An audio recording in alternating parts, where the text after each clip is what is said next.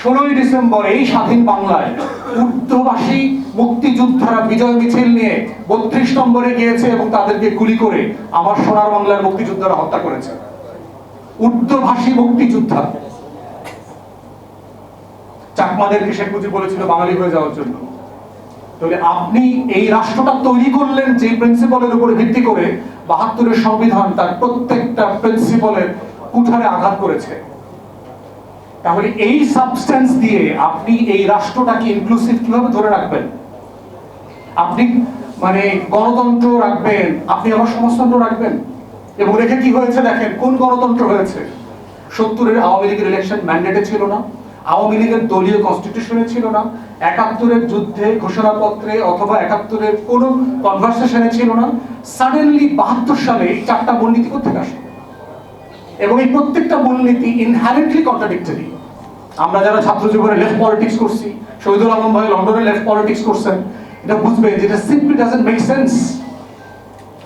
আপনি বলছেন যে আমার রাষ্ট্র পরিচালিত হবে, এখানে ডেমোক্রেসি থাকবে, সমাজতন্ত্র থাকবে। 72-তে ডেমোক্রেসি আর সমাজতন্ত্র এক জিনিস ছিল না। আপনি বলছেন যে এই জাতি বাঙালি বলিয়া পরিচিত হইবে। তাহলে আমার রাষ্ট্রের হাজার হাজার চাকমারা পাহাড়িরা যেই ঘোষণাপত্র শুনে যুদ্ধ করতে গিয়েছিল, তাকে আপনি 1 বছর পরে বললেন যে তুমি যদি বাঙালি না হও তোমার আইডেন্টিটির কোনো স্বীকৃতি আমার কাছে নাই। তাহলে ওই যে ফ্রি, ইনক্লুসিভ, ডেমোক্রেটিক রিপাবলিকের কথা বললেন, সেই রিপাবলিকের প্রত্যেকটা এসেন্স এন্ড প্রিন্সিপালের সাথে এই 4টা মূলনীতি যায় না সিম্পলি। কারণ এখানে অবাঙালিরা যুদ্ধ করেছে। 16ই ডিসেম্বর এই স্বাধীন বাংলায় উর্দুভাষী মুক্তিযোদ্ধারা বিজয় মিছিল নিয়ে 32 নম্বরে গিয়েছে এবং তাদেরকে গুলি করে আমার সোনার বাংলার মুক্তিযোদ্ধারা হত্যা করেছে। উর্দুভাষী মুক্তিযোদ্ধা। চাকমাদেরকে শেখ মুজিব বলেছিল বাঙালি হয়ে যাওয়ার জন্য।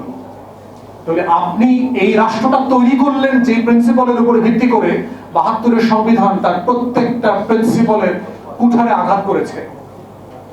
তাহলে এই সাবস্টেন্স দিয়ে আপনি এই রাষ্ট্রটাকে ইনক্লুসিভ কিভাবে ধরে রাখবেন? আপনি মানে গণতন্ত্র রাখবেন, আপনি আবার সমাজতন্ত্র রাখবেন।